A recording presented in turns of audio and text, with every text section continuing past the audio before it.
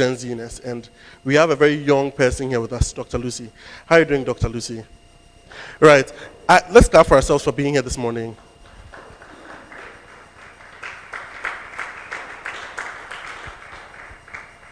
I think I'm excited because everybody seems very bright, and I'm seeing a lot of textile and Ghanaian print and beautiful faces. Let's get straight into the program. First of all, thank you guys for being here, and good morning to everybody again. We're going to have an opening address from the Vice President, a woman who's very elegant in her ways, somebody I admire too much. She's the Vice President for the Institutional Advancement here at Academic City. Without wasting any more time, let's welcome Dr. Lucy to give us a brief introduction.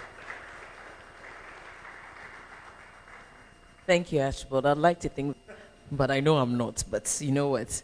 For today, let's assume I am. So thank you, and welcome to Academic City, everyone. It's a pleasure to have all of you here. And when I was told that we needed to do the welcome address for Sustain City, if you look at the project of Sustain City, it's come a long way. It was one of our babies of our Technology and Entrepreneurship Center. It was where we started birthing this idea around sustainability.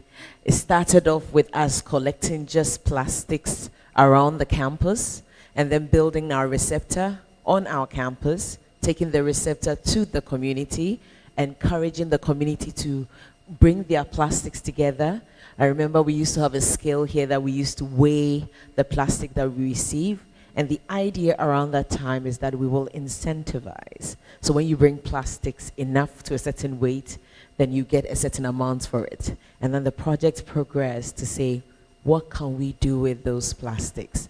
We went into a bit of art, using the plastics to create some form of art. They use the plastics to create pillows. They use the plastic to create bags. Then we went to another step further. What else can we do with these plastics?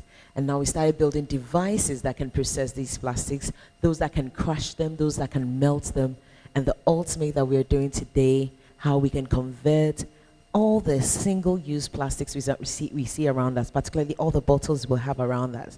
How do we convert them into reusable product in today's generation? How do we then turn them into filaments to create 3D printing material? I think you should give us a round of applause. And when I say this, I don't take credit as Academic City that we've done this from start to finish. We've had some really, really supportive partners.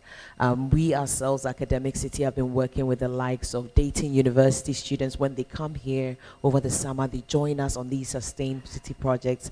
When we have Millersville University come here, they join us on these Sustain City projects. And even our students volunteer on a time basis every time to come and be able to offer their input and support. And it's great to see that it started with students who have graduated for the university, but the project is still going, and we have new current students who are owning it and taking it to the next level.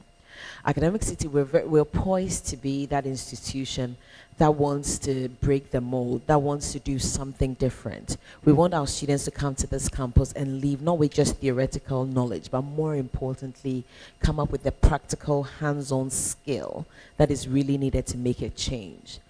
And more importantly, we don't want our students just to come out looking for any job, but rather become those change makers in the industries they find themselves. So either if they find themselves in a regular job, they will still be the change makers. They'll be entrepreneurial within the new ideas.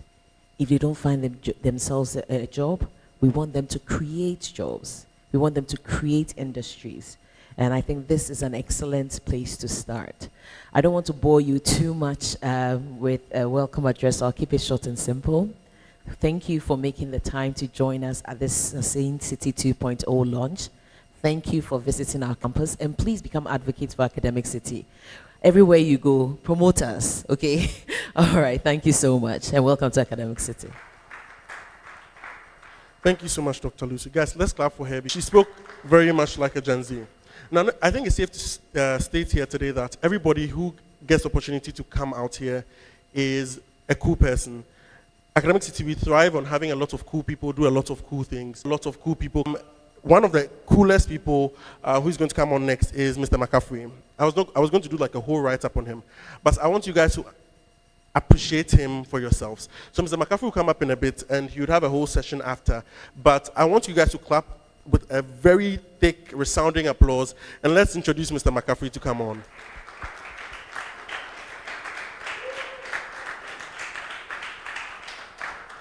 Thank you, Archibald. Good morning to everyone, and I'm happy to have you all here this morning. Welcome to Academic City, and more specifically to Make Lab, or the Technology and Entrepreneurship Center at the university. So the key component of what we do at Academic City leaders. So for everything we do, the question we are asking is, what does future ready looks like on the academic side? And then in terms of the way we live on campus, we're asking ourselves, what does future look like? How do we live in the future? So the future we want to live in is a future with less waste or no waste. So the question is, in terms of the way we live on campus, what are we doing towards that? And then in terms of the interventions and solutions we want to I'll tell you a bit about Make Lab or the Tech Center. So I joined the university in 2021. When I joined, the university had a vision to set up a maker space. So when people come here, when they look at the space, they feel it's an engineering space. I always tell them that it's a playground. A playground, it means that it's for everyone. And the first thing we do here is to play. In the process of playing, that's when we create stuff. Sometimes we feel we are too old to play, so we lose our ability to play. And that's how you lose your ability to create things. So we all need to learn how to be children and be playful to be able to create things that can be relevant. And basically, that is what we do at the Tech Center. So when we started the center, we had some key partners. We have the Israeli embassy. Here we have this morning the deputy ambassador to Israel. Can we please give him a round of applause? Thank you very much. So Make Lab is an Israeli makerspace organization. They're in Abuja, they're in Israel, and then we are their Ghanaian partners. So when we're setting up the space in 2021, they flew down from Israel.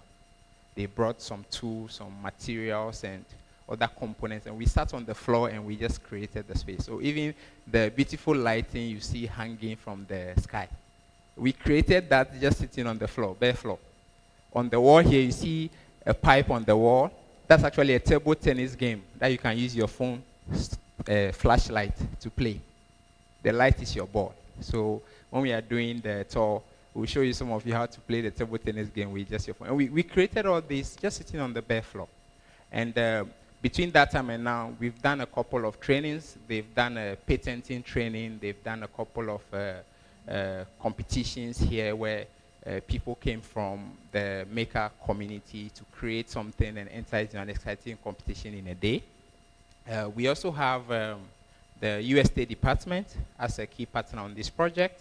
So behind you is what we call the CCE Lab. So the CCE Lab is a Coalition for Climate Entrepreneurs Lab that was set up. Our lab is one of 8 labs that have been set up under President Biden globally, around the whole world. This is one of just 8 labs that was set up when the CCE program was launched. So we had the head of global partnerships from the US, Dorothy McAuliffe. She flew down with her team. We had a launch here at the center. And between that time and now, we've done a climate tech incubation program with the Yali institution, which is under the US State Department. So we had 50 young Africans from 20 countries traveling to Ghana for a leadership training on climate tech solutions. And the program was 4 weeks. 3 weeks of the program happened here. So every day for 3 weeks, they were here because we wanted these leaders to be able to learn how to use resources and state-of-the-art technology to be tackling the biggest problems we have on the continent. That it wasn't enough to just put them in a room with a board and a marker and just do the theory. But we needed to put the leaders in the space where the resources are available. They know and understand how they can use these resources to actually tackle these challenges. We've also gone on to do a climate tech accelerators program for 14 Ghanaian startups. We are proud to say that one of our own Academic City startup called Goliath Robotics benefited from that accelerator program. And Goliath Robotics has won on to be one of the winners of the Echoing Green Fellowship funding, where they are getting about $80,000 to invest in their electric bike project and then their electric wheelchair project. Yes, we have a rep from UNDP. If you can, yes, thank you for coming. So as the event goes on, we'll introduce some of the additional special guests that I now miss today. So enjoy the rest of the session. Thank you very much.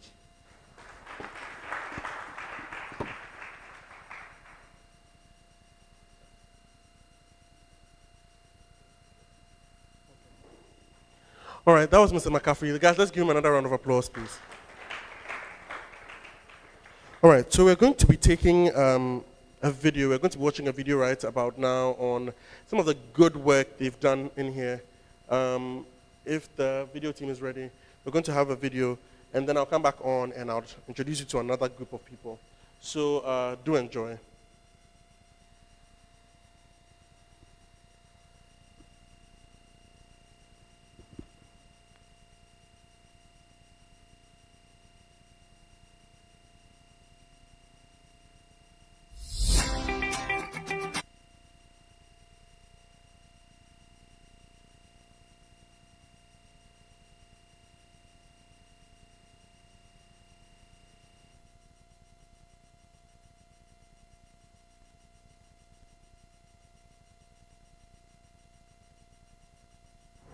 Plastic waste is a global problem. For Africa and Ghana, plastic waste is even a bigger problem because the plastic waste that is choking our gutters and that is ending up in the environment is facilitating floods. Plastic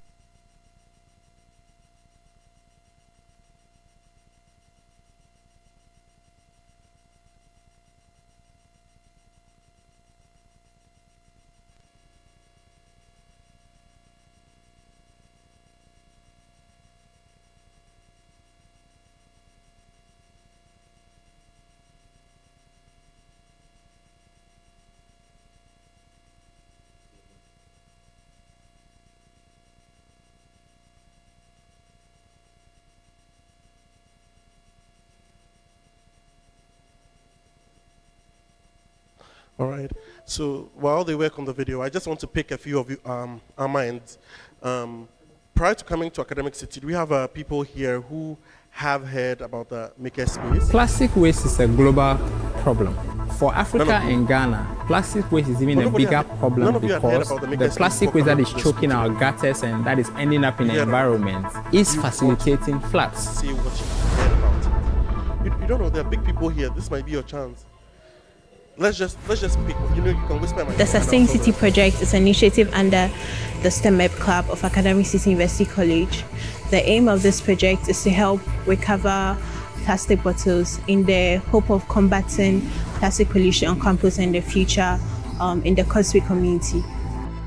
When we're developing our curricula for the students, we set aside on making sure that we meet some of the sustainable development goals. Now once you come up with an idea for a product, we help you first of all to incubate that idea, look at the various aspects of things that you need to consider on the engineering side, on the business side, and the marketing side. We develop concept notes for projects. We develop projects or what we call business model canvases. We develop timelines and key milestones that need to be achieved. We also come up with the resource needs and develop teams. So everybody is clear on what their responsibility and their roles are regarding these projects. And once you put your thoughts together and everything is okay, you can, if it's a small enough project, we can help you with funding ourselves. But if it's big, we'll have to point you in a direction, in a place to an investor or someplace where you can get the necessary funding for the project. In terms of the engineering side, as you can see, we have a workshop here, so there are a lot of things you can fabricate. The bottle we use for the project was fabricated here. We brought the materials in town, but then everything was fabricated here.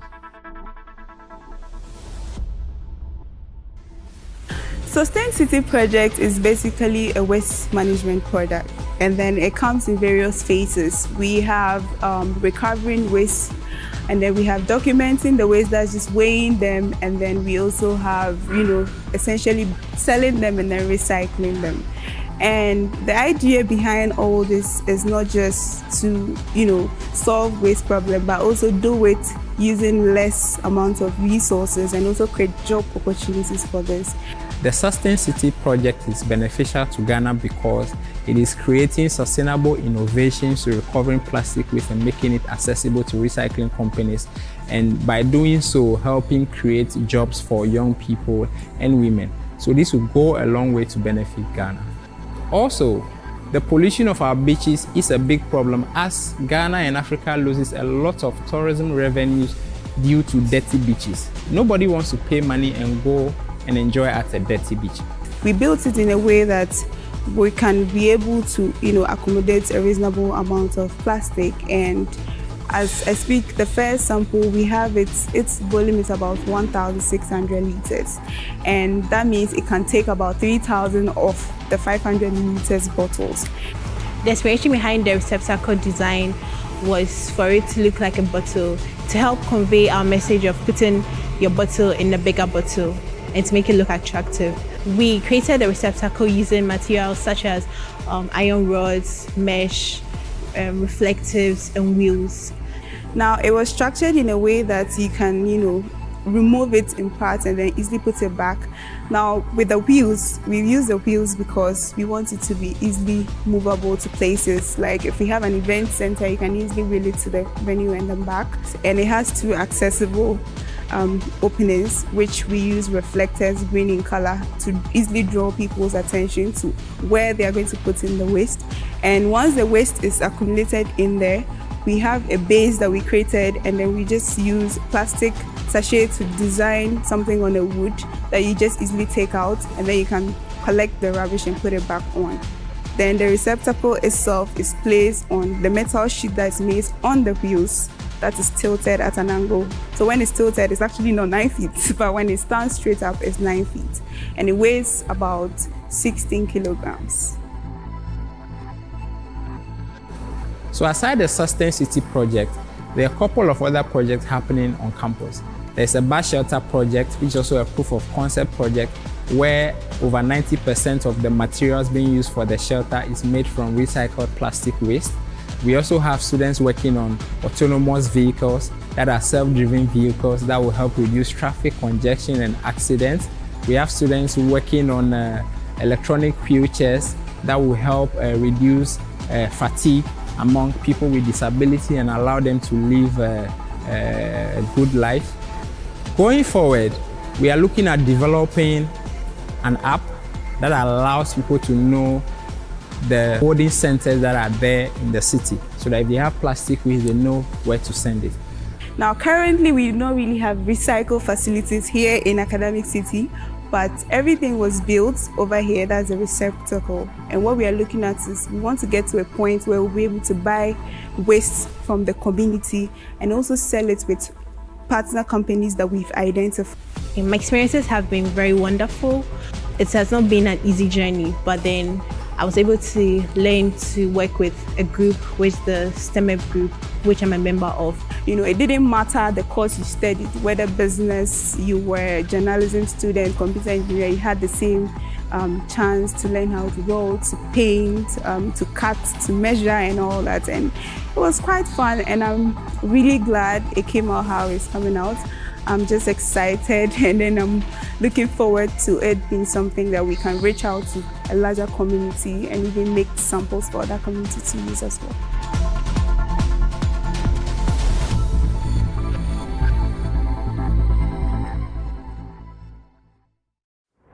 Plastic waste is a global problem. For Africa and Ghana, plastic waste is even a bigger problem because the plastic waste that is choking our gutters and that is ending up in the environment is facilitating floods.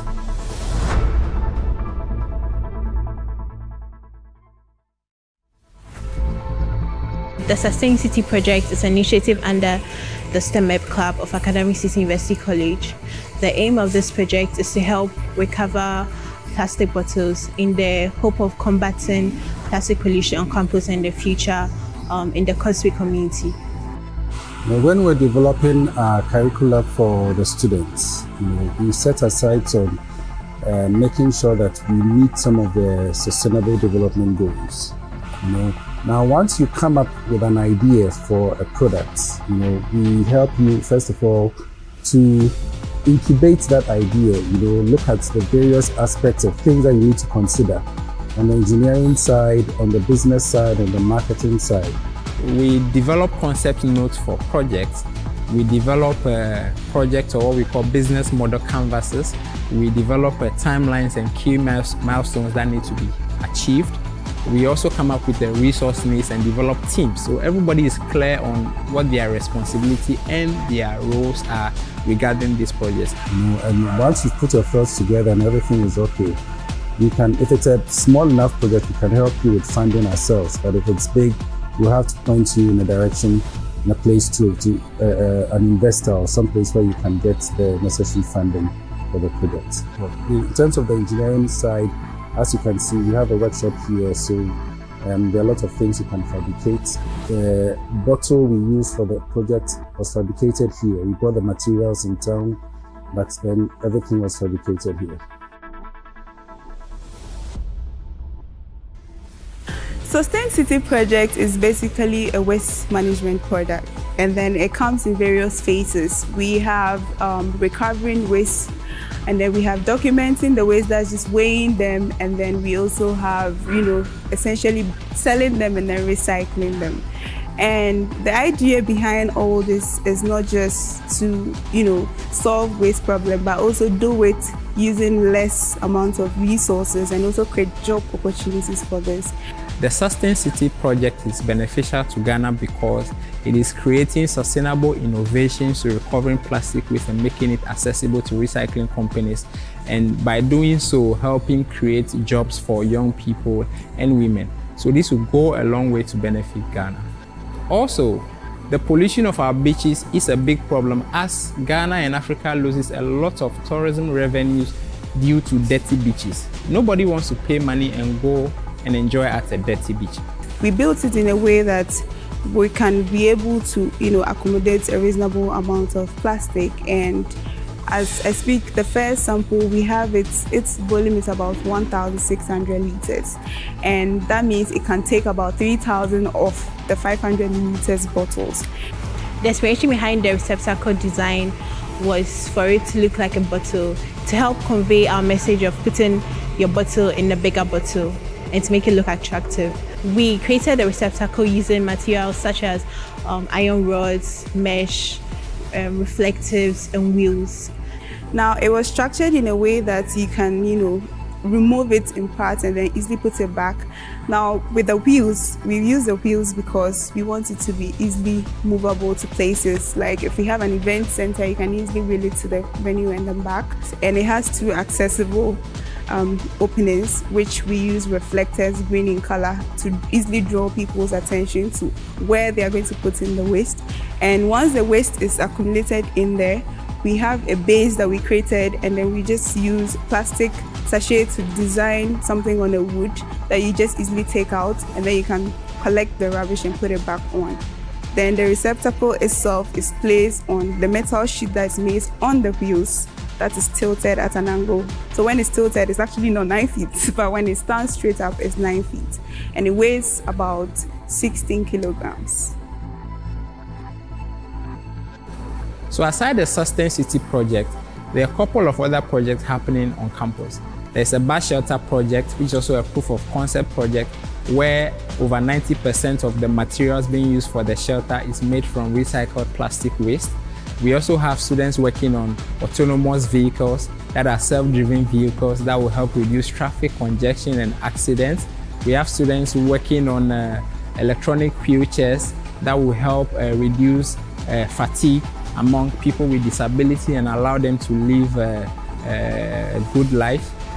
Going forward, we are looking at developing an app that allows people to know the holding centers that are there in the city, so that if they have plastic waste, they know where to send it.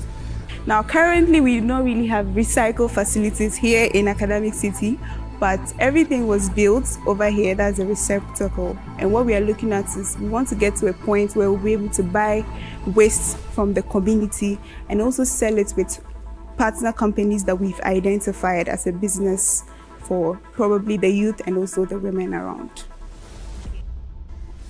My experiences have been very wonderful. It has not been an easy journey, but then I was able to learn to work with a group.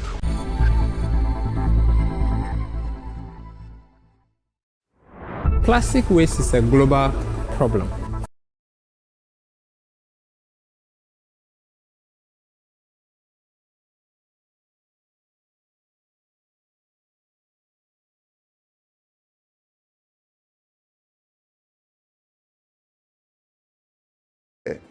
Is the ability to integrate entrepreneurship and technology to solve problems. And in doing so, it is not just any problems that are picked out there, but problems that are relevant to the African context. ACity has this unique distinction of working with students, developing their skills, and helping them to become engaged citizens who contribute to their communities, and using sustainability as the umbrella for doing this is definitely one that other universities will potentially emulate in the future.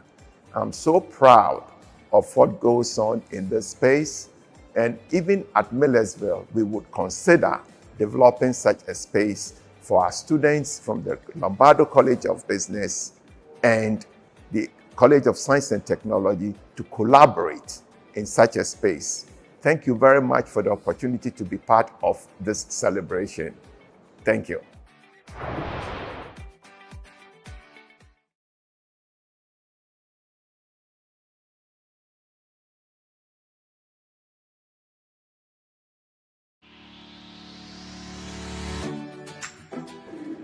Hello, my name is Paige Ginther, and I'm originally from Solderton, Pennsylvania in the United States, which is a state right under New York. Hi, my name is John Severiano. I'm from Percy, Pennsylvania, which is about an hour north of Philadelphia. I'm Camden Bruner. I'm from Manchester, Pennsylvania. I'm going to be working with a plastic injection molder, specifically a small desktop recycled plastic injection molder. We've been working the past semester to really build a machinist benchtop injection molder. It attaches into a drill press, and it's super, super simple and super easy, and a great way to get into plastic injection molding for a low cost. At Millersville, we have an initiative using our polymers lab and our recycled plastics program to create different, recycled plastic products to sell and give out to the students. And we hope to bring some of that knowledge and share it with the students and faculty at ACity.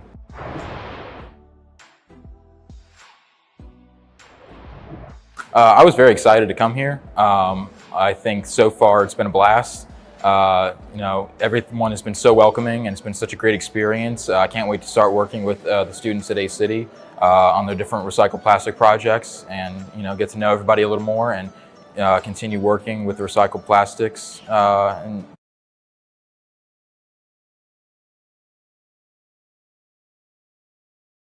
Environment, and I just really wanted to experience a different culture and how differently it is over here.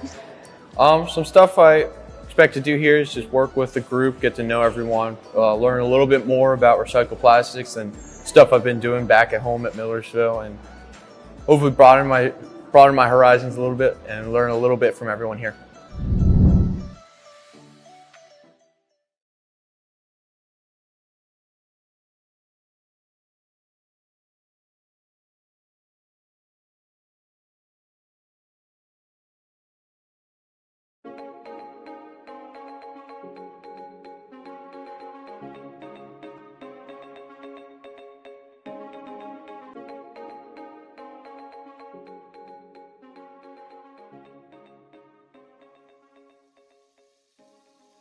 I'm Dr. Jack Ogutu. I'm coming all the way from Millersville, University of Pennsylvania. I'm the department chair for the Applied Engineering, Safety and Technology Department. And Ghana has been very great to us. I mean, we have met some excellent people. We've seen some good stuff. There's excellent food. I think the whole experience of Ghana has been super awesome. It's only my second time out of the country, so experiencing all the new cultures and all the new people is so awesome and so incredibly cool.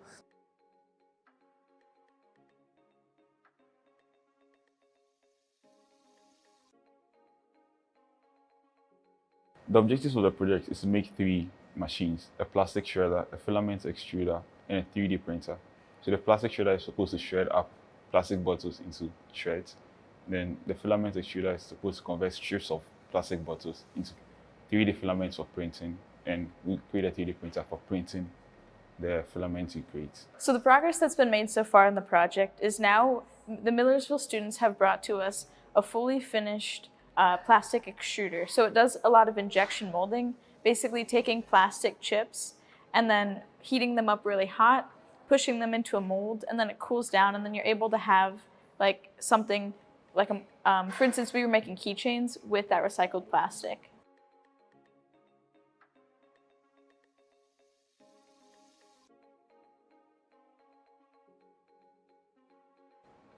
Collaborating with the other students is a very eye-opening experience because we're able to not only see how different people's mindsets work, but also just like the Millersville students brought a lot of like the technical manufacturing aspects. And Georgia and I from the University of Dayton have brought a lot of the like social and interpersonal aspect. And the academic city students here, they know like how like the Ghana process works of getting materials and using the equipment. So putting that all together, yes, it's had its like struggles at times, but it's also been very helpful because I feel like everyone kind of fits a different need. So we work pretty well as a team.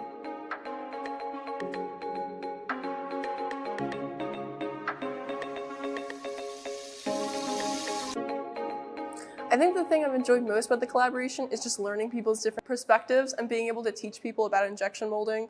I really like talking about the subject, and I really like how willing people are to listen, and I just think everyone here is super, super awesome and super cool and great to work with.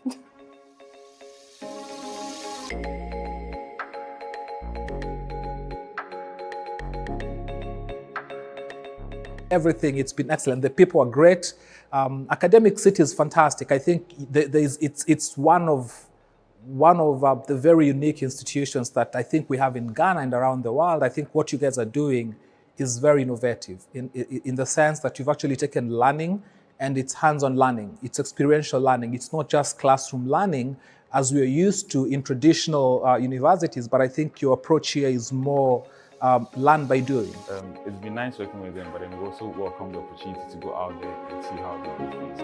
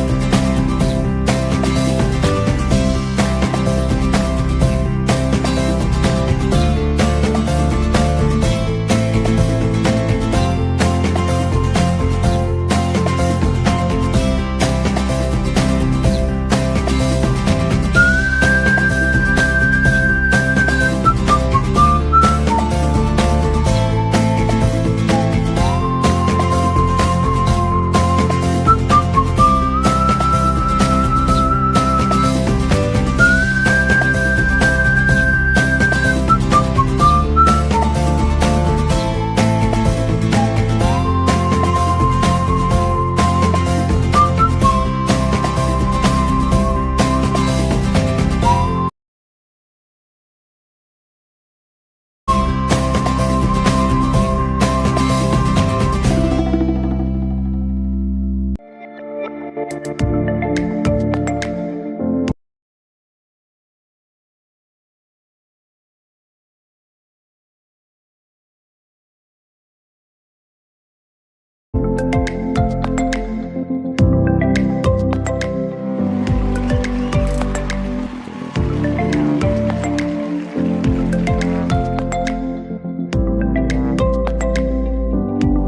I think the issue at stake this morning is an issue that affects everybody.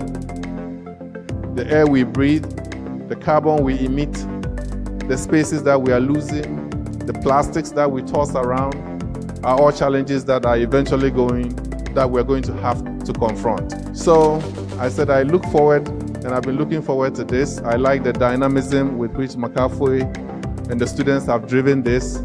I think this is just the beginning of many more such things that we'll be doing. So thank you and welcome to Academic City. The STEM Club of Academic City joined hands with Macintosh Africa to develop a sustainable plastic waste management project for the ACity community. This project is aimed at recovering plastic waste on campus through our student-led initiatives like the waste receptacle, aggregated waste plan, the waste weighing and data collection project on campus. And so I'm really pleased and excited to see one of Ghana's newest and best science universities working with the non-government and the private sector and the local community to do something about this problem. So yeah, I congratulate you, and I'm really looking forward to watching and helping as you go on this journey together. Thank you.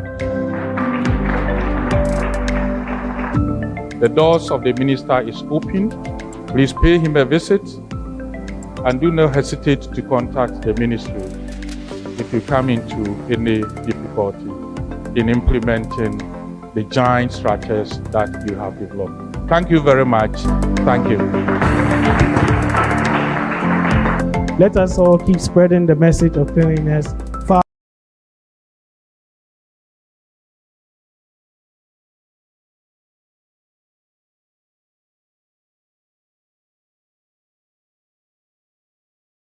Applause, guys. Let's start with them. I think one thing that stood out, or one thing that happened that they said was, in the first video, was the Makerspace encourages everybody from every field to be themselves. Communication, arts, business, regardless of your background, you can be an innovator. You can create something good and make some good money out of it. Right about now, we'll be having Seram give a good spoken word piece. And let's give a big round of applause to her as she comes on.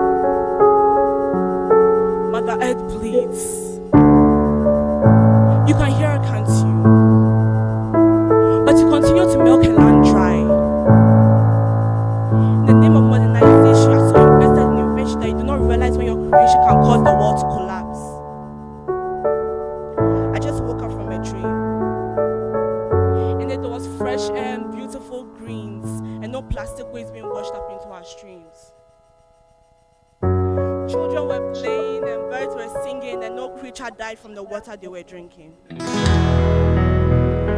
Mother Earth cries, can't you hear her? Because all her children do is take from her. We cut down her trees and use them for our needs and do not replace them, forgetting that our children's children one day need oxygen to breathe. We rob up the free gifts she gives to us and get angry when the disease entering our earth starts to cause us issues. Can't you see the change in the climate? Can't you tell that Mother Earth will die on the streets? And you may say that you're just an individual, what can you possibly do? And you forget that the little things you do contribute to the pollution. How about when you open that can come and refuse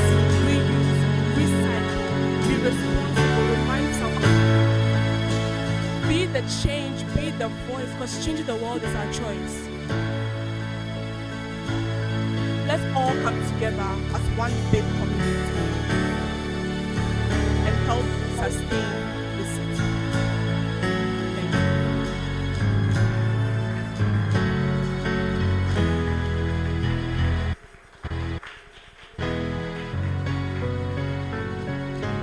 This is the longest clap you guys have done. Well, that means she made an impact. Let's clap for her again. That was quite a piece. Let's all come together to. Oh, I've forgotten what she said. Guys, let's clap for Dr. Lucy. She's even more Gen Z than I am. Right. So straight to the next part of the program, we're going to have a presentation by the Sustain City team. If they're here, they can come up to the stage, and let's clap for them as they come.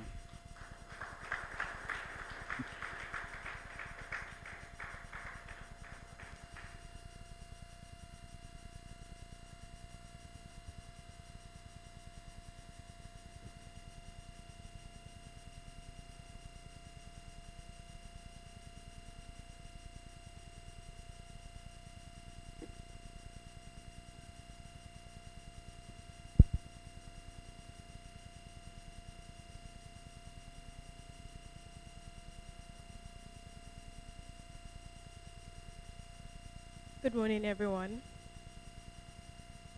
The atmosphere is too serious for a Gen Z university. Good morning, everyone. Okay. So when I say hello, somebody, you reply hi, somebody. Hello, somebody. Hello, somebody. I can't hear you. I can't feel the energy. We are youth here. Hello, somebody. Great. My name is Mighty Amechiko. I'll be doing this with Ni Abam. I'm the Sustain City lead here at Academic City University College, and Ni Abam is the Sustain City 2.0 lead. So Sustain City started in 2021, and the videos have clearly shown what we've done from the beginning till now. Just a bit of background. As of 2021, Academic City produced 36 tons of plastic waste every year. This plastic waste was paid for, so we had to pay for the plastic waste to be taken out of the school. That was why Sustain City came into the picture, to be able to help us manage our waste production on campus. So from 2021 to 2024, we do not pay for people to come for our plastic waste anymore. So 36 tons of plastic waste that are being produced yearly is being converted into something good. Now, what have we done so far along the line?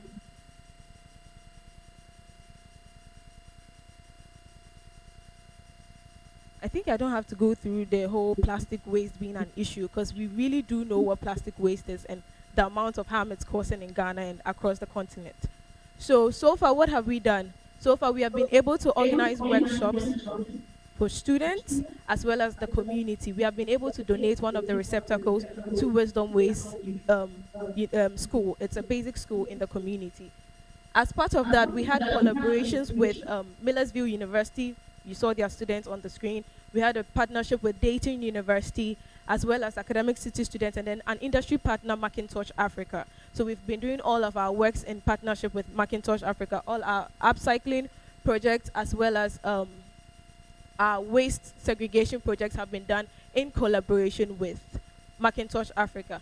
The whole idea of Sustain City is to give access to uncontaminated waste. When waste gets contaminated, treating it becomes difficult, and it increases the price of treating it before converting it into raw materials. So the whole idea is to make sure that you have access to uncontaminated raw materials to be able to use in whatever we are going to display today. So yes, our lead is Makafui Awuku, who is also the head of the tech center here at Academic City and the CEO and founder of Macintosh Africa. So I'm going to hand over the microphone to Nia Bam. He's going to go through a bit of what you'll be seeing later today. Great. I don't see approvals. I spent a lot to bring this together. Thank you.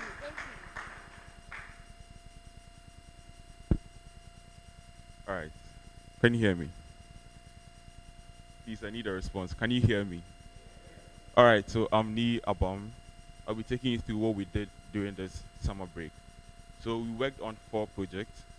First was the plastic shredder, second was a filament extruder, third a 3D printer, and the fourth is the plastic extruder we got from Millersville University. So let me start off with the plastic shredder. Its main purpose is to break down the plastic waste into small shreds, which we then melt using the filament extruder we got from Millersville University. Then we have the filament extruder, which we built on our own. That converts plastic bottle strips into filament we can use for 3D printing. And the third one was a 3D printer. We started off with a 3D printer, but then we noticed that we are still making a filament. What can we do with it? So we went to our normal 3D printers we had, tuned it to see what we can make out of it. And it's still working. So currently we have the 3D printer we're building on hold because the 3D printers we have currently can do all the functionalities we have with our current 3D printers. I wouldn't want to go much into details because it would take too much time. We are going through the demonstration. I'll give you a better description of everything and how it goes. Here are processes showing, pictures showing the processes we went through in making each of these. And can we move on to the next slide?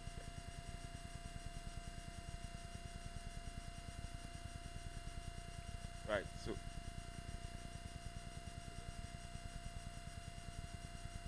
Right, so then what do we plan to do as time goes on? We plan to build on these successful projects by scaling up operations. What do I mean by that? We mean to build more of these machines, to be able to do more of these works, because currently as it stands, there's a limited amount to which we can do. With additional support, we plan to build more of this and develop new products. So currently we have keychains we are making using our filament extruder we got from Millersville University, and we also do 3D prints using the filament you currently have.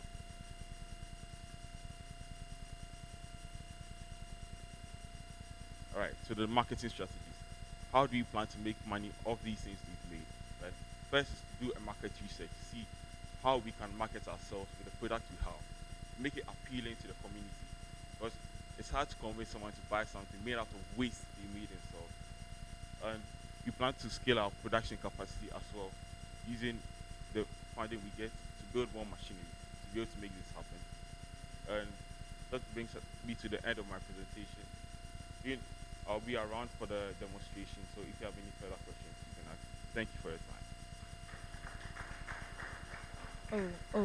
time. I've not finished, please. You there, wait.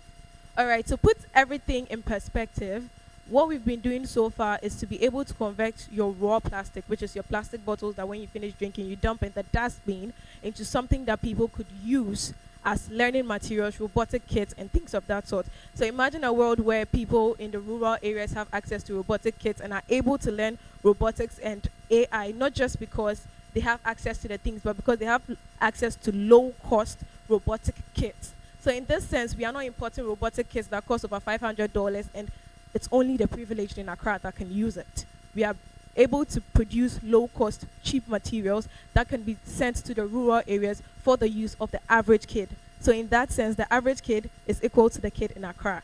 That is what we are trying to do here at Academic City and at Sustain City. So as we are doing this and we're going around looking at the things that have been built, just put it in your mind that we are converting your bottle that you usually drop into something meaningful. Thank you.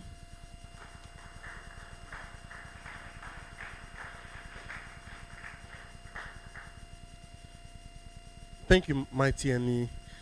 Giving a sense of life to things that seem lifeless. I think that's a smart initiative from the team. Right, so straight into the other part of the program, we're going to have our keynote speaker for today give a speech. He's in the person of the Deputy Head of Missions at the... And to come one more time and to spend some time with these brilliant students that you have here.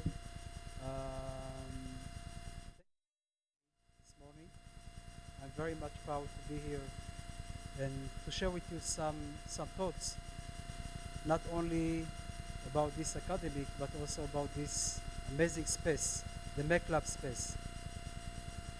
My dear friend Avi Ostfeld is not here, but I'm sure when he knows what's happened today, he will be very much proud. And his heart will be open even more to understand how these little initiatives became the place that is today. And I'm very proud, and I'm on behalf of Avi sending you big thanks for what you do, for all the staff of the club and this beautiful academy. Dear friends, it is a great honor to be here. I'm a little bit excited. I'm a little bit excited because this topic is very personal to me. It's personal to me because we all deal with this, life-changing issue, and we all know how it's affecting every aspect in our lives. Sustainable and plastic pollution in general is something that we are facing every time. I can share with you some insights.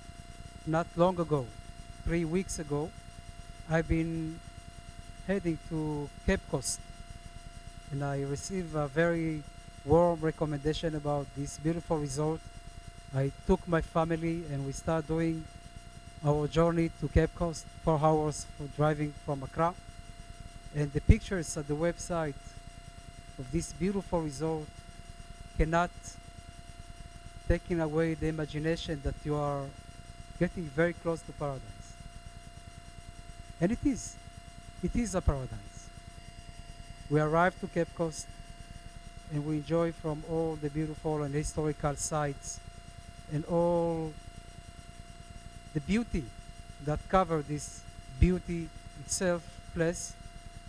And arriving to Cape Coast and enjoying our journey to this beautiful resort, it's really paradise. Like many other places in Ghana. After certain few hours arriving to this place, taking lunch, my kids, I have 3 kids, and I must keep them moving, as you can understand. There are 3 boys, and the attraction of going to the sea is one of it, and one in a kind place in the world. And while enjoying these beautiful games that we do, that I took with my kids and my wife, enjoying the beautiful time in the sea, suddenly without any preparation, we receive a wave of water. We've been covered, an amazing wave that came to us from inside the sea. But it suddenly changed. And instead of enjoying and having fun, I received a very significant amount of waste. And I start to be worried. The attraction that I chose for my family suddenly start to take me to other places to think if this is the right choice. Should I keep them inside the water or should I take them out to do other things? There is many things to do in the resort. There is pool, but I wanted to enjoy from the very basic and fundamental natural resource, the water, the sea. And as long as we keep staying in the sea and we see and we keep receiving this waste, many plastic waste. I'm sure you saw the picture before, the mountain of plastic waste. And this is the image that I had when I finally understand that the whole water been with a very significant amount of trash, pollution, plastic. And I took my kids out from the water and sent them to the pool, but I couldn't stop from thinking, why? I asked only to come and to enjoy from a very basic thing. No? This is really a paradise. Why my experience has to become full with worries and thinking, why should we accept that? Why should we continue and like nothing has happened? And I start asking questions about what should we do in order to keep our climate, our environment safe and clean. And this is what makes me, it kept me busy. And when I received this invitation for today, I said I must share with you this experience that I had, and what you do here. And I think on behalf of my embassy and my colleagues, this really deserves to be appreciated. Putting on the top of the agenda this critical issue is really deserves to be appreciated, and I want to encourage you to keep on. You know, my country, Israel, is one of the smallest country in the world when it comes to amount of kilometers, only 21,000 kilometers square kilometers, 9 million people. But when we look back and see how much we've been accomplished, how much we've been contributing to the global efforts to fight climate changes, we've been doing a lot. And this is the reason I am here today. I wanted to share with you some of our initiatives when it comes to the challenges that Israel has emerged as a pioneer in the field of climate tech, especially the segment in waste management. Israel has been cut in half, and the country has reduced its use in plastic bags by 80%. I will repeat, we've been reduced the using of plastic bags in 80%. Taking 9 million people and start educating them that this is not good, and we need always to improve and to put in our agenda that this is part of our efforts to contribute to the world.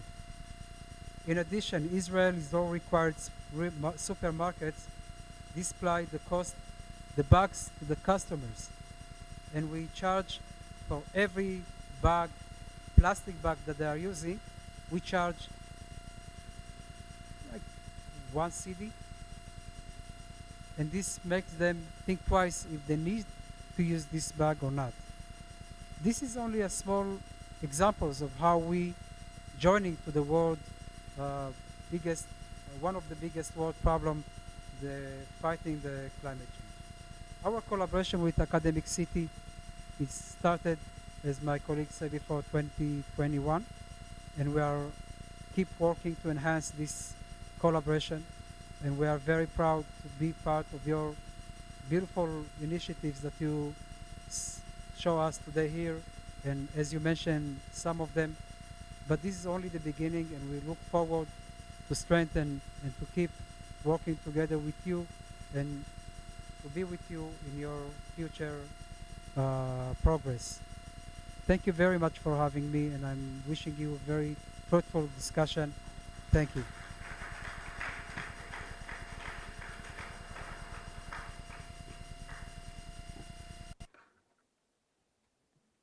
Should I be the MC or? Thank you so much, Mr. Avio. Okay. You know, I mentioned earlier that we have just cool kids in the house with us today. And so I just want to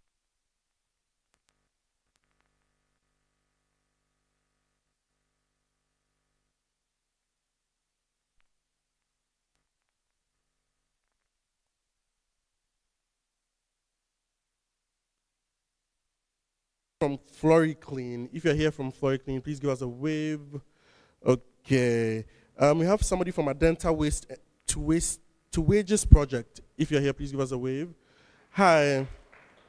Right. We have Macintosh Africa. If you are here, please give us a wave. Hi, guys. We have Recycle Up Ghana. If you are here, please give us a wave. Okay, they're somewhere. They're somewhere. We have Clint Consult. If you're here, please give us a wave. Hi, sir. Thanks for coming today. We have Africa ACity Right. If you're here, please give us a wave. Hi, sir. We have Hali Access Network. If you are here, please give us. Hi, guys. Thank you for coming. We have Environment 360. Environment 360. Okay, we have AOA Hexo Hub Limited. If you're here, please give us. Hello, sir. Thank you for coming. We have Riviera Golf and Career for, yeah, that's something there. But if you're here, please give us a wave. Okay. Thank God you're not here to hear me murder your name. But we have Bamako International School. Okay. We have a few people. If you're here and I haven't mentioned your name, can everybody give me a wave so that I know I've appreciated everybody? Right. Okay, so we're moving on to the panel discussion. We're going to have some of the cool people come in front and discuss, talk. We're going to have Mr. McCaffrey leading that charge. And let's clap for him as he comes and introduces his guest. Hello. Hello. Hello. Hello. Hello. Slow. Yeah. Hello. Slow. Hello. Okay. Right. Good afternoon. Right. So we're going to do a short panel discussion. The essence of the panel discussion is for us to share some issues about the reality of plastic pollution with you, so that we are sure of what we are dealing with. Because sometimes people have some assumptions about what the problem is and all that, and we are all not sure. We are going in different directions trying to solve the same problem. So I have 3 for you. I will quickly invite them over. Engineer Solomon, can you please? Let's give it up for him. Engineer Solomon is from the Accra Metropolitan Assembly. Then I have Linda Esilfi. Linda is the head of the Robotics Club in Academic City. And then I have Christopher Jan. Christopher Jan is the CEO of CISA Recycling. Thank you very much. Okay.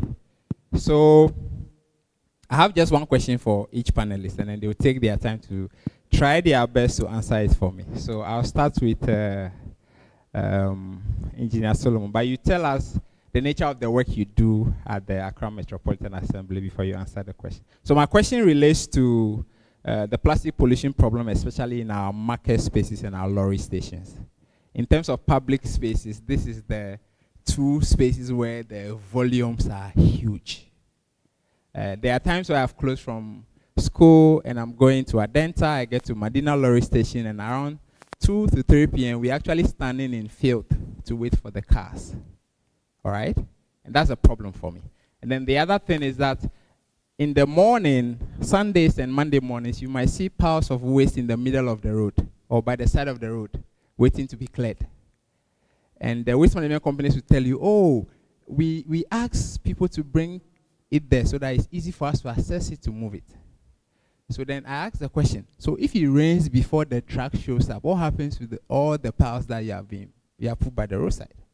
So, and then the other question I have is that, can I sue the assembly for the lack of management of waste in these major public spaces that are supposed to be under the assembly? Is there a law that allows me to sue them? These are questions we are looking at. And then the other question is, what is the sustainable solutions going forward? What should we rather be doing? So, Engineer Solomon, thank you. Thank you very much, McCaffrey, and good afternoon to you all. Your question is loaded, but I'll do my best to summary, in a brief summary, go around all of them. Yes, so as Waste Management Department at Accra Metropolitan Assembly, it is our responsibility to manage all wastes, whether liquid or solid, that is generated within the city. And if I say manage, you think along the lines of the waste value chain, from the generation, you manage through the storage, collection, transportation, treatment, and then final disposal. And in each of these waste value chain that I've mentioned, there are activities and programs together with logistics and technology that goes with each of them. But as a country, I would say that we are lacking in 2 of them. The tail end, which is final disposal and treatment. We do not treat our waste, we dump our waste in the raw form. And so, fast forwarding this, the situation that McCaffrey mentioned at the lorry parks and the markets is generally across all the big market centers and everywhere within the country. And that has to do with policy, which is not right, and then also the lack of technology to manage it. Policy. In the global north, big cities, I was in Israel, I studied in Israel. The type of policies they have, you will see in every spot, there are receptacles like you are doing, that when you generate plastic waste, you just place them there. And at the end of the day, somebody comes around, picks it up, goes for processing. But even there, they have laws and regulations that limit the type of plastics that can be used. The reason is the thickness. The thickness. We measure it in microns. So if it is not above a certain microns, you are not allowed to use. Because the lighter ones, lesser than, say, 20 microns, tend to be very difficult to manage, and they are ubiquitous. Pardon me for the big English. I don't know any other word to use. Ubiquitous in the sense that, let me give you a brief data. In the whole of Accra, we generate close to more than 5,000 metric tons of waste every single day. 16 to 18% of this waste is made up of plastics. To make the mathematics easier, let's just take 10% of 5,000. That is 500, right? So you can imagine 500 tons of plastic waste that is generated every single day to manage in the city. And they are very light. 1 ton is an equivalence of 20 bags of cement. However light the carrier bag, the carrier bags that we use, if you aggregate them, the weight to be able to qualify to be 1 ton is the equivalence of what? 20 bags of cement. Then 500 tons. So if you spread this up, the slightest wind, it becomes ubiquitous. Flies, you find them everywhere, no matter the effort you put in place in cleaning it up. And I was sad when Ambassador was narrating the experience he had in Cape Coast. So 1, we do not have a policy in place that will restrict the sizes. If the sizes are bigger, then it cannot go for free. You go to Europe, anywhere, you buy something at the supermarket, they will put it in your hands. If it is too much for you to hold, they will ask you, do you care to buy a carrier bag? And the thing is thick. You buy it at whatever price, so that the next time you are going back to that same shop or any other way for shopping, you go along, and that is reusing to reduce the amount of. By here, you buy cocoa and you get 4 pieces of, because the one that will carry the kose is different. The one that will carry the bull fruit, the tea bread, before finally putting everything together, tie it well, and then put it, yes. And you are getting all this for free. You are not, it's not part of the cost. So what we are doing to ourselves is not getting the right policies in place as a country or government, and then we allow our shores to be a safe haven for industry. Because elsewhere, they cannot carry on such activities. It won't fly. There, even they have the state-of-the-art, what we call technology in terms of processing and managing waste. Talk about the gasification, pyrolysis. incineration, they have it all. But because of the nature of light from plastics, they are skeptical and they don't use it. They encourage the use of glass bottles and other means of managing their businesses around. But then they come down here and then they are allowed to do this business at the detriment of the environment.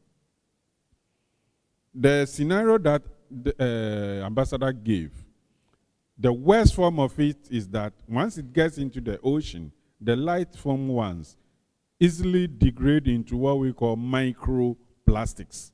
And the sizes of these plastics are comparable to that of the blood vessels or the smallest unit.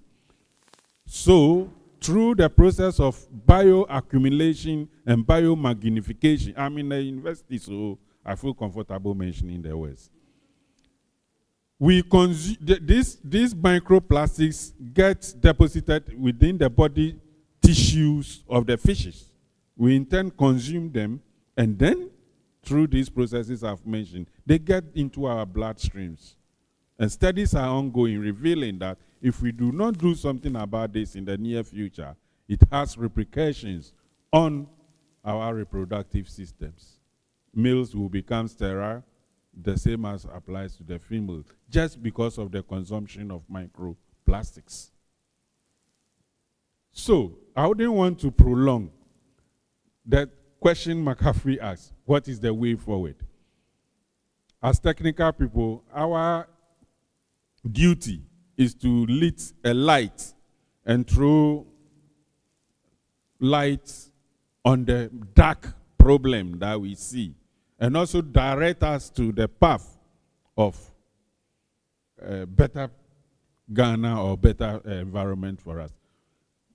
I'm very, very glad and happy to see the efforts you are putting in place, using your own innovations and ingenuity. And with McCaffrey, I have no doubt what you are doing, and you can do more. But then, all these efforts will come to naught if we do not put in the right policies to prevent further intrusion of more plastics as we go along. Hitherto, in our waste composition, plastic was less than 5%, just around the 90s. But now, it is 18% and going. Once plastic becomes 50% comparable to any other waste, know that we are doomed.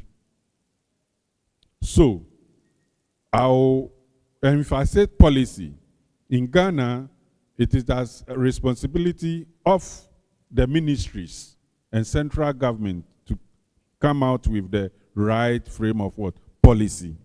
Then, at the city level, we are the implementers of what?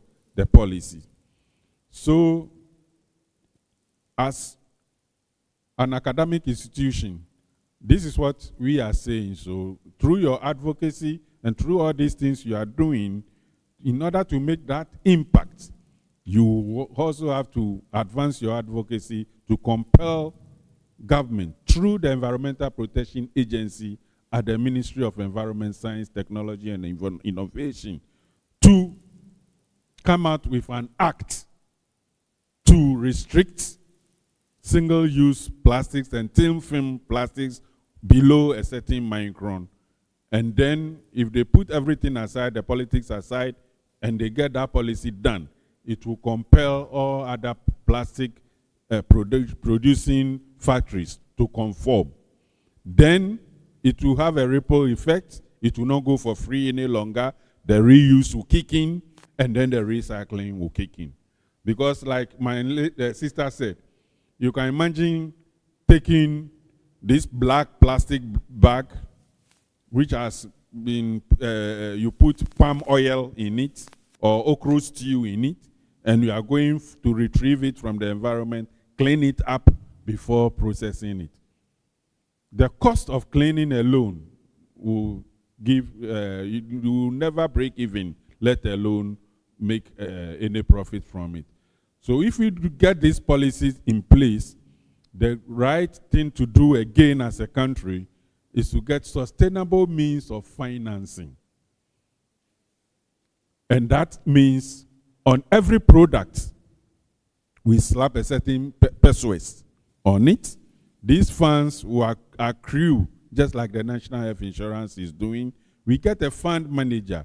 Then young engineers, technicians like your type will incubate a project, come out with solutions to manage the remaining plastic that we have, and not to be relying on donor funding, external agencies for funds in order to implement the right technologies that we are. If we do that, it means we are not having our thinking right. So I'll pause here, and as we go along, if there are further questions, I'll answer. Thank you. Thank you very much, engineer. So when we are doing the networking, where we are chewing on some food and drinks, then if all the questions you have for him, you can corner him and then you can ask the questions. So I pick a couple of things. So behavior, there's behavior issue, there's policy challenges, there's taxation issues, and then there's ban, an issue of ban, what we are allowing into the country issues. So at Academic City, one of the things we do is that we are, and this project is called Sustain City. Sustain City means sustainable communities and cities. So we have a solution for the market and lorry station. So we are going to share that sustainable solution with you, okay? So Sankofa, how many of us are familiar with Sankofa and what it means? So there's a Ghanaian Adinkra symbol called Sankofa. So Sankofa basically means that we go to the past. The things that we used to do that used to work, that were relevant, that we left, we bring it back. We continue to do it. Because if something is not broken, you don't fix it. So in the market and lorry stations, before we used to have these waste skips. You see the big metal containers that used to be in the spaces. So this is what has happened. Over time, that population grew. The sizes of the skips didn't grow. So we got to a point where the waste that was going in the skip was more than the skip. So somebody said, the skips is what is causing the waste, so let's remove the skip. So they removed the skip and they said, let's give the space to the market women and drivers so that we collect some coins from them on a daily basis. That's what happened. So we need to go back to the beginning.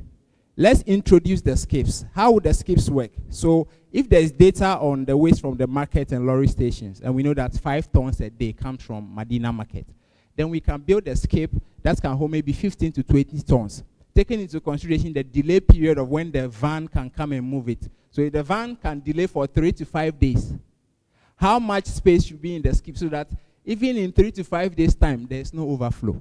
And the skip should have a cover so that there are no flies, because we sell food in these spaces. So this is one of our solutions. And then the waste management companies will be made to have a truck that is empty, that can come and put the skip on its back, bring a new skip, replace the old one, take the full one, and take it away. That's one of our solutions. All right? So this is what we are going to be doing. So they should ban the waste management companies from asking people. And actually, the reason why you see the waste in the middle of the road is that the companies say that their trucks are too big. There's no space in the market and lorry station for the trucks to enter.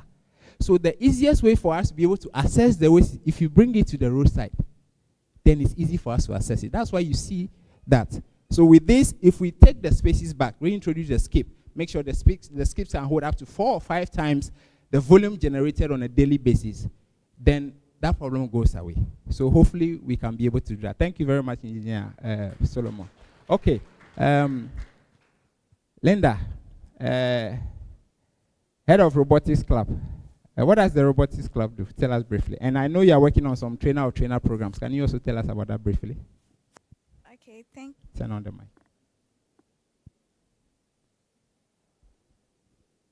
Hello, everyone. Okay, I'm Linda Akosia Esofi, a third-year biomedical engineering student here at Academic City University, and also the president for Academic City Robotics Club.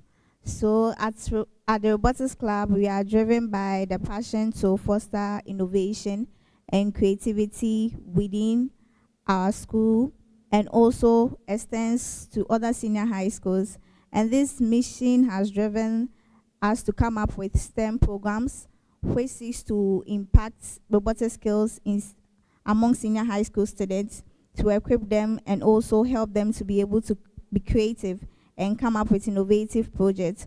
Also, we have an initiative known as the Robotics Trainer Workshop, which seeks to equip teachers from various senior high schools to start some basic robotic skills in programming and electronics for them to be able to establish new robotic clubs in their schools.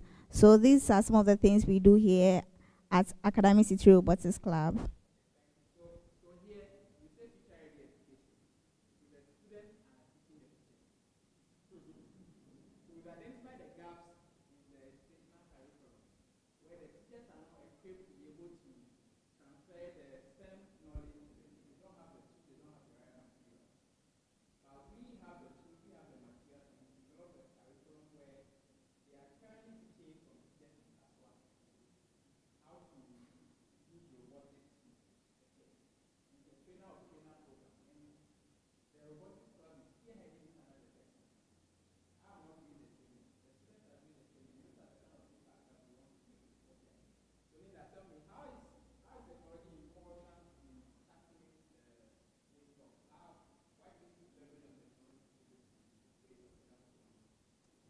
Okay, so as an engineer and also an enthusiast in technology, I would say that technology must be used effectively and efficiently in the sense that with the introduction of AI, we can incorporate it to develop an AI power system which can help to segregate waste to enable easy recycling.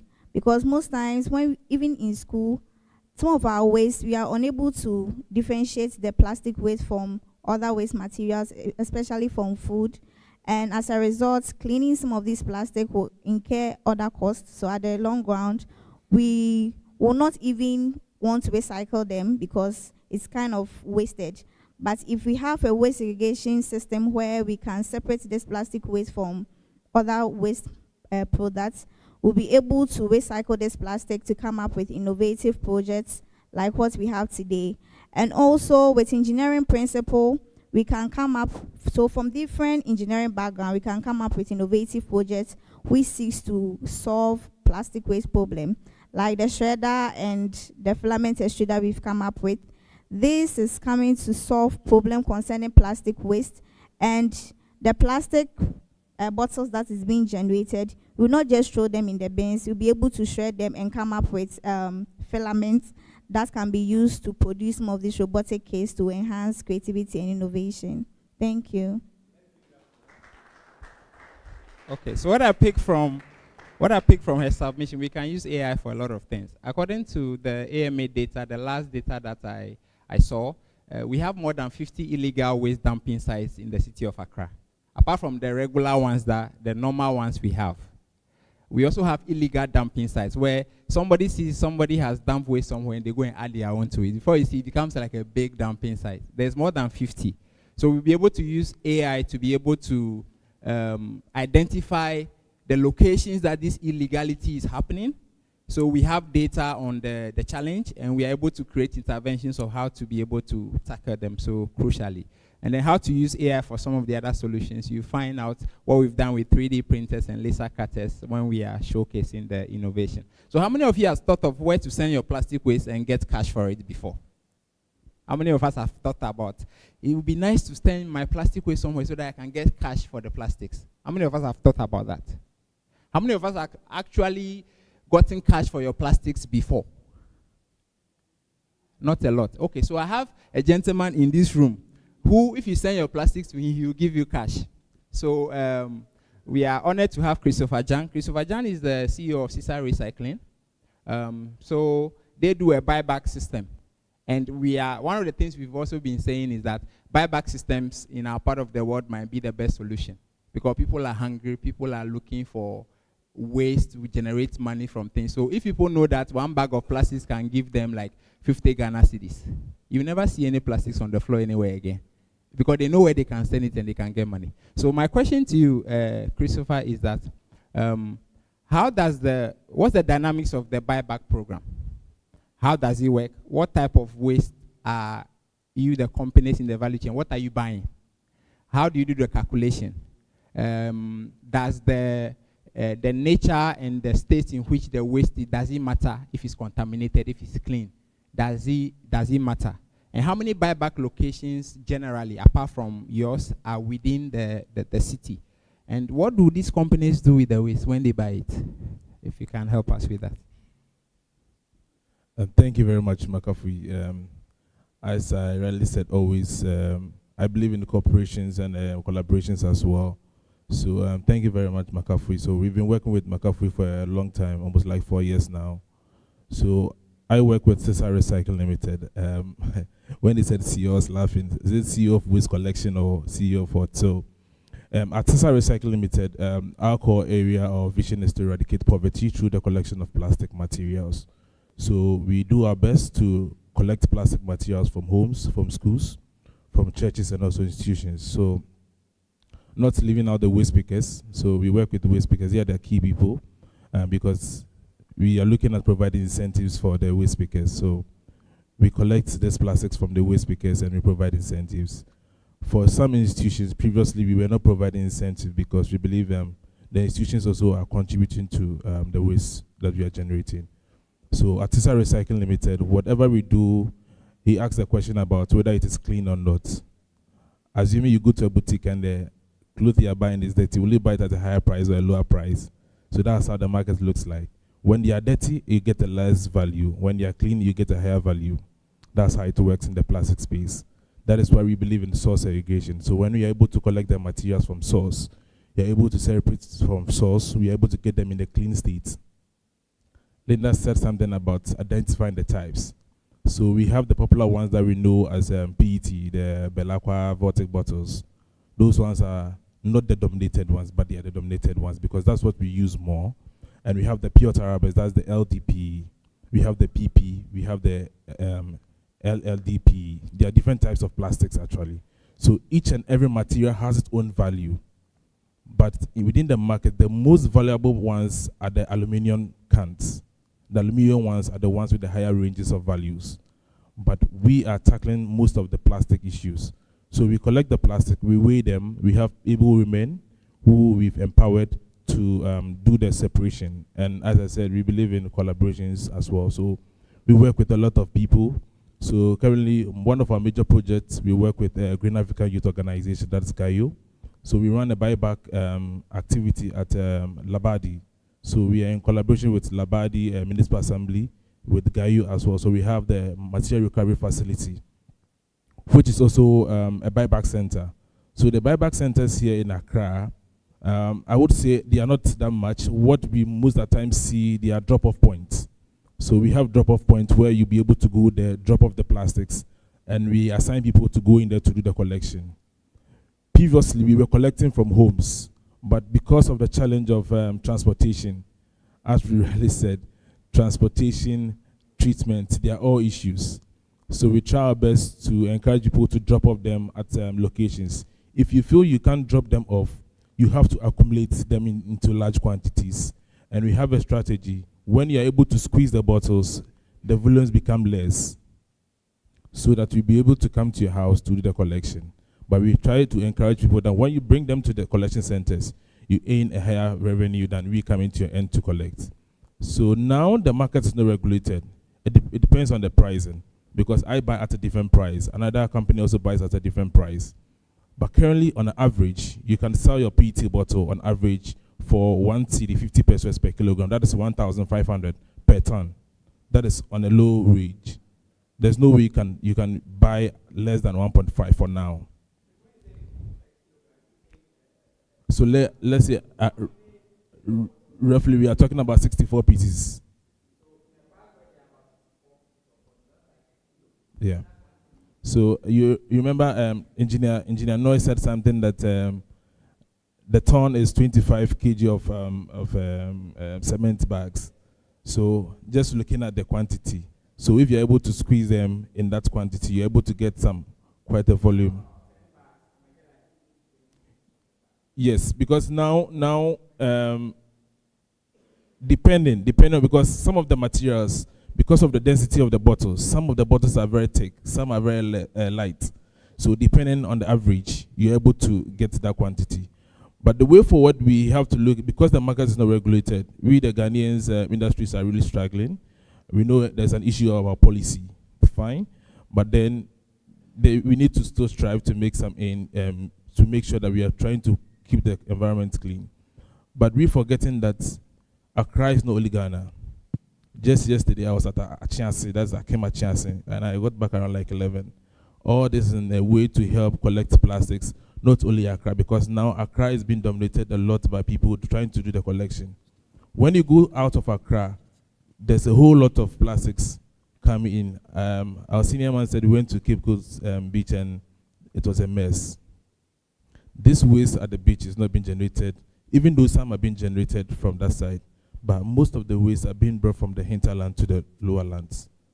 You get, so we also have, since now, the mindset, the behavior is beginning to change within our areas. Why don't we move outside Accra to educate people, to start the collection from there?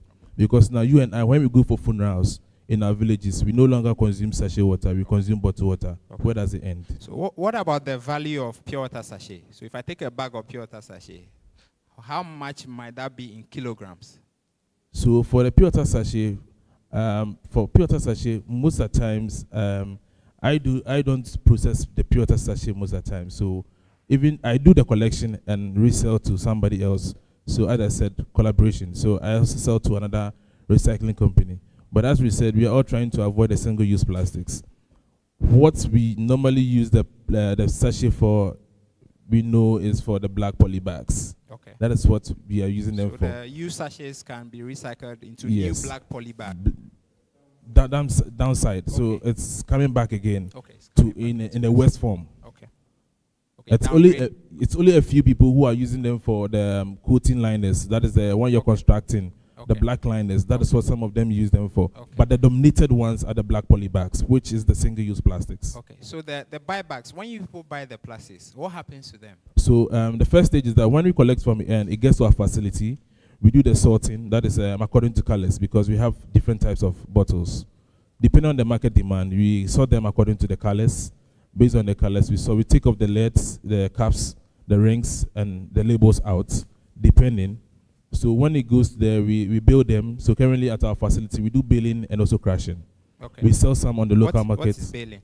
So when I talk about bill, like first bill, we compact them into a bill, like press a bill. Them together. Press them together to form a bill. Okay. And with the crashing, so as our dear brothers we have also, a small crashing machine. That's a small crashing machine. So we use a heavy one that we're able to produce 5 metric ton within a day that we're able to crash. Okay. So since locally here they use them for fiber here, and this is not being done by Ghanaians. It's being done by Chinese in Ghana here. Okay. They turn them to fiber and export to the European markets. Okay. The same way as the bills.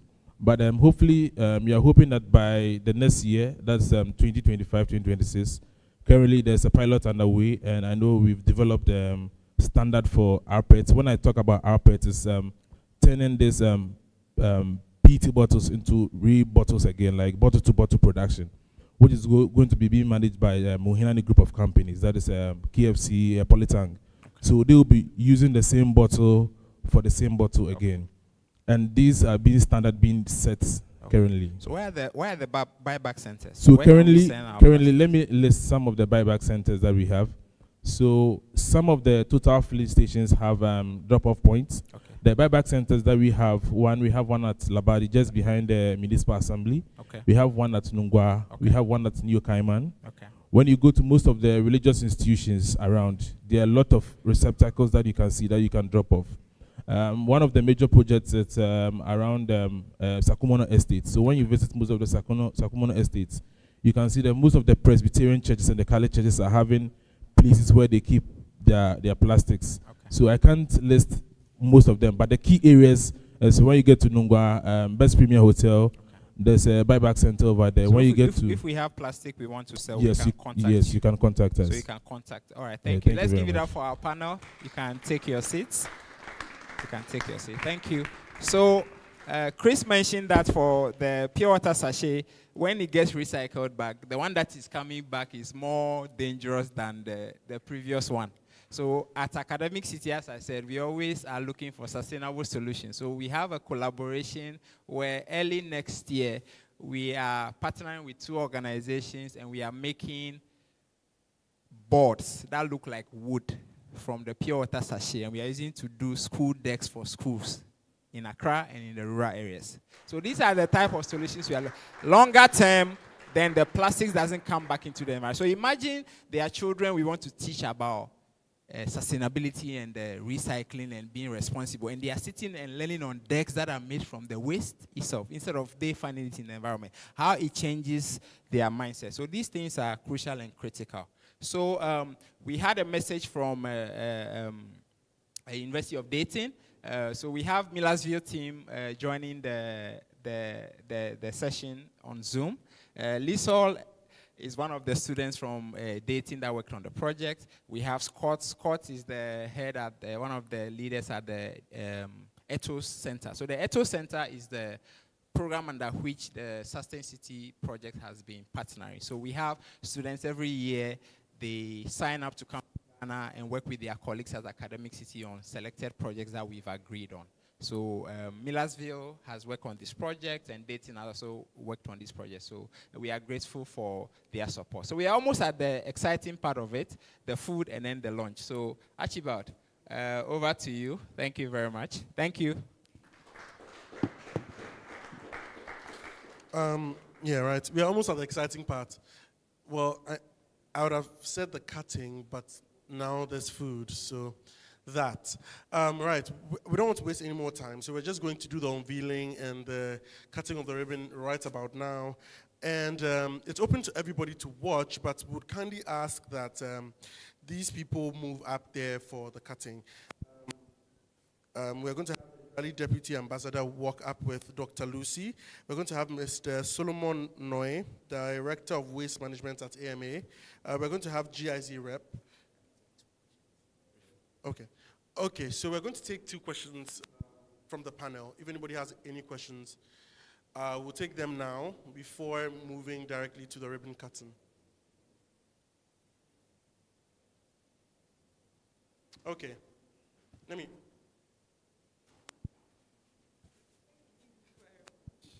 Thank you very much. So,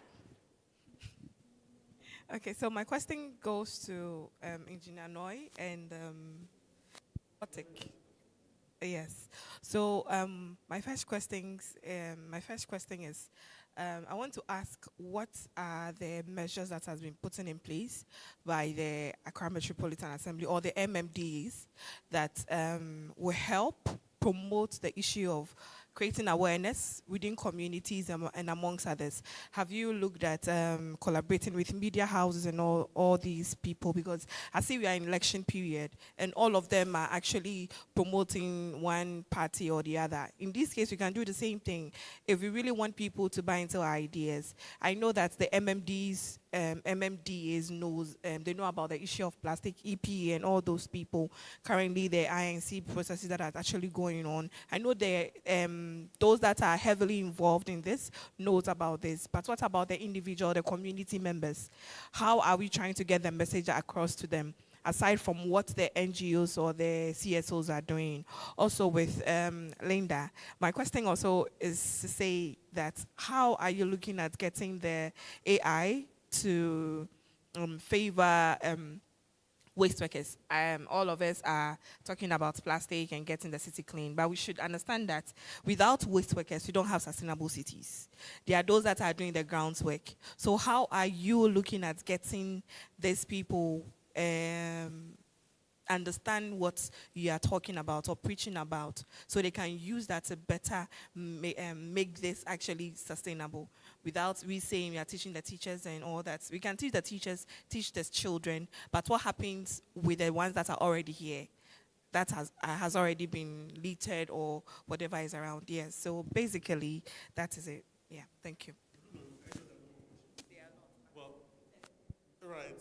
Okay, so we're going straight into the ribbon cutting.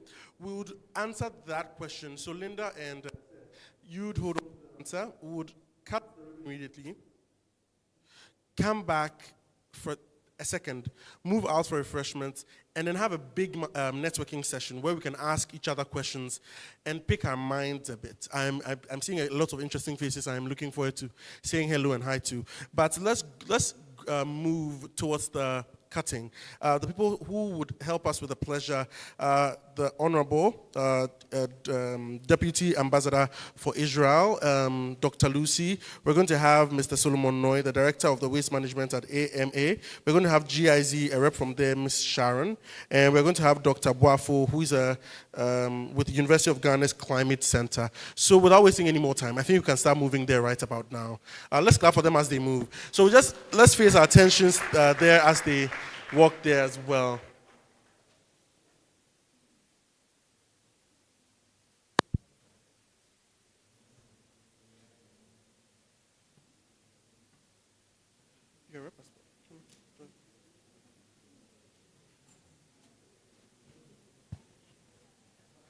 Yeah.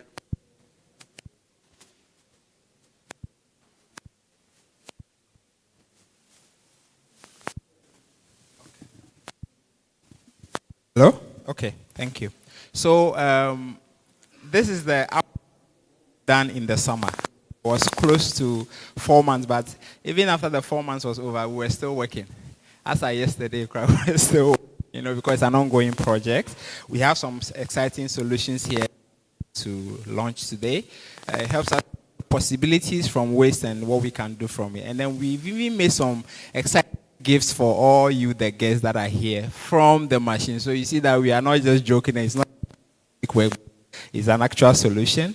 So it will be an honor for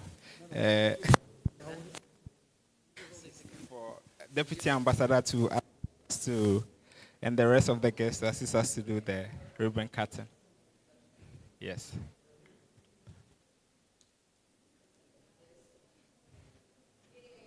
Let's give it up for them. Project is officially declared launched. Let's give it up for them again. Please, you can take your seat. Before you take your seat, so we want to demonstrate. Are you? Okay, so please. We want to demonstrate to you how we make the keychain from the plastic. So, Dauda, over to you. Just show us. Tell us briefly about it. All right, thank you very much. So what we have here is what we call the injection molding machine. Actually, there is this part of it that melts the plastic when we feed it into it. That's after we've shredded it. Then we pump it into this mold. We create the keychain over there. So, okay. So you know whether we are lying or not.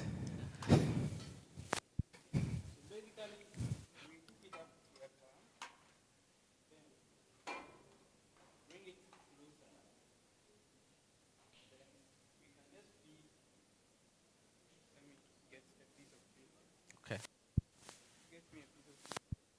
Okay, there's a paper there. Yeah. Okay. Okay, can feed the bottle caps. Okay.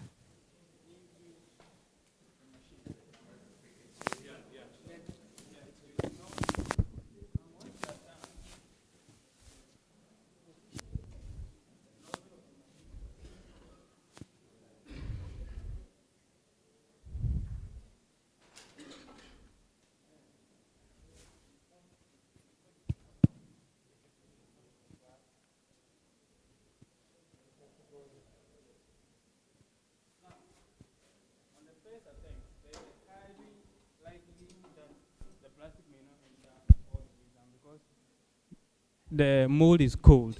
So you have to wait for the mold to warm up before you go in for the second one. So let's open up this and see whether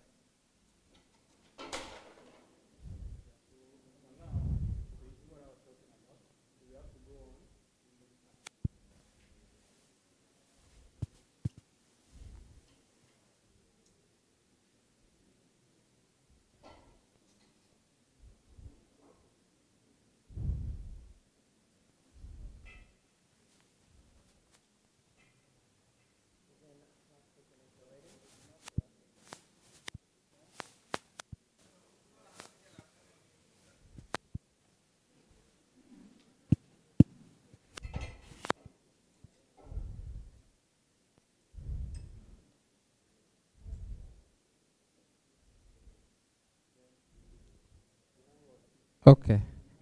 Deputy Ambassador, were we lying or we were telling the truth? Wow. Did we lie that we could do it or we actually did it? You did it. We actually did it. Please give it up to us. We actually did it. So briefly, let's show you. So this is the other key component of what we are doing, because we've leveraged on resources we have in-house, state-of-the-art resources. So here at the center, we have 3D printing technology. We also have laser cutting technology. The laser cutting especially was one of the equipment that was shipped in when the Israeli team was joining for the project. So we are grateful for that support. So we have a tool that we use to strip up the bottle after we blow it up. And then when we strip it up, we get this. Now this goes on this. There's a heat chamber here. It goes through the heat chamber. It makes the filament, which is this. Now, so these filaments, we now calibrated our 3D printer to see whether we can make new products from it. 3D printers use filaments, but they dry faster than the plastics. So we did some experiments and we were able to figure it out. So from this bottle that is sitting here, we've been able to even make a robot from the waste bottle through 3D printing technology, as you can see here. And this was all done over the 4 months period of the project. So after this session, we will open up the space for everybody to come and experience how each component works. But I'll hand over, I thank you for coming. You can take your seats now. Let's give it up to them. Archibald, over to you. Archibald, yes, over to you.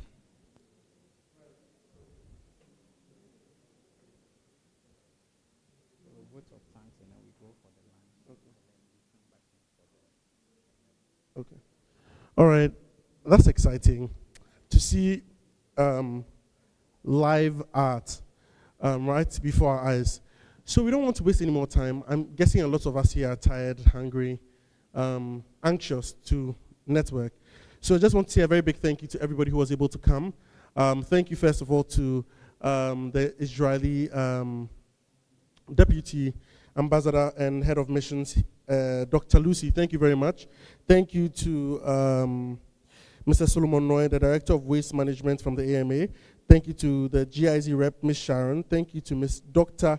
Boafo, who is with University of Ghana's Climate Center. Thank you to everybody here. Thank you to Mr. McCaffrey. Big thanks to the marketing department. Thank you to everybody who had a hand in this.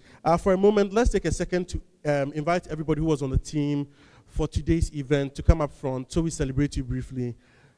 If you worked on today's event, please come up front so we celebrate you briefly. Let's start for them. Maybe they are shy.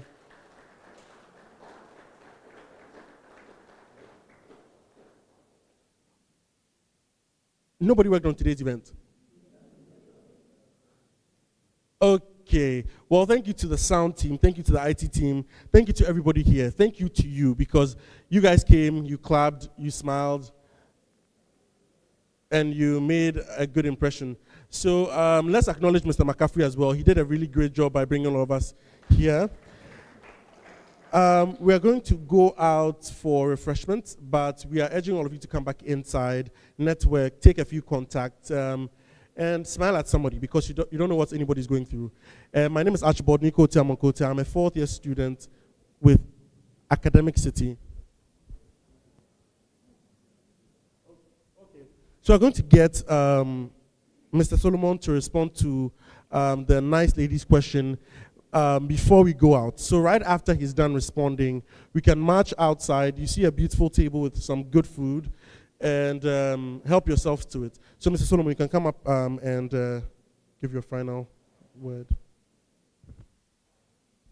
Yeah, okay, thank you. So the question was, how are we also at the MMDA level educating and sensitizing the general public on some of these things, and especially the media. We have a program we call town hall meetings, and these town hall meeting engagements are mandatory for us to go to the community and then make a presentation in all the local languages to their level, and then they ask questions, and then through that they are able to get these things very well at their level.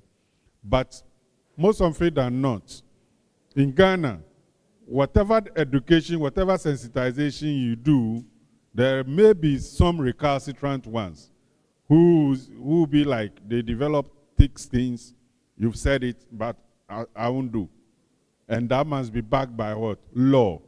But unfortunately, there's something that we need to do in our constitution in order to keep people in line. Because if you come to the MMDA level, you might have gone to the biggest university, whatever, but your boss is the politician. Are you aware of that? Yes. So because of that, law enforcement is always thrown to the dogs. And so that's why I said it is a matter of doing something in our constitution. So when the opportunity avails itself, let's all as young people. Otherwise, where we are heading to is not the best.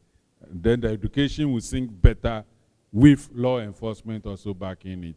And then there will be that needed change and impact that we need to get. Thank you very much.